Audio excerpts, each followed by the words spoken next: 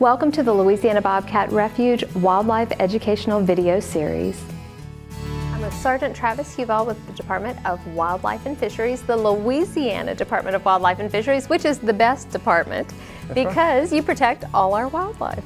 Now, we've got a special season going on right now, and it's not a special like a sale special at a store, but it's baby season. So what can you tell me about baby season and what people need to know about our babies here with wildlife?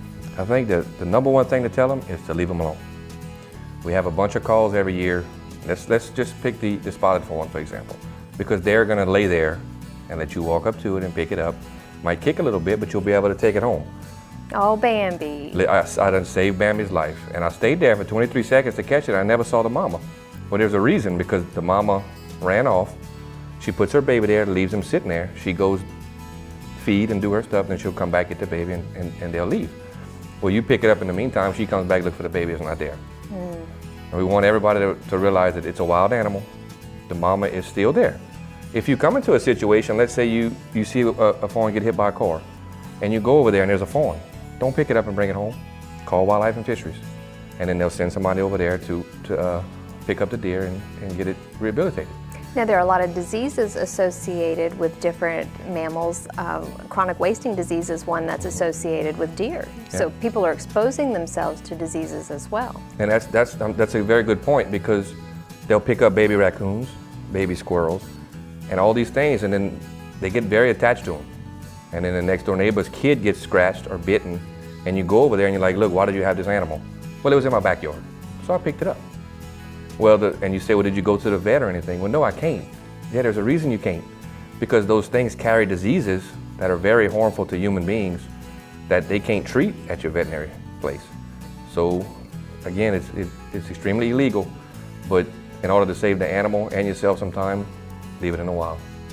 Now that sounds really harsh, and you have a lot of sensitive, caring, compassionate Cajun people that are watching right now that are tender-hearted, and they might say, oh, but I see this baby bird in my yard and it looks like it just fell out of the nest, and I want to put it back there, or I see the raccoon. And right now you probably get a lot of calls about baby raccoons, and that sounds kind of insensitive to just leave that baby there. And what if they see it for 2 days and the mama still hasn't come for it? Then what they need to do is, instead of picking it up and maybe the mama left it there for a reason for a couple of days and she's coming back. Maybe that's where she's keeping it at until she might have went back at night while you were sleeping and checked on it and then left again in the morning and go do what she's doing.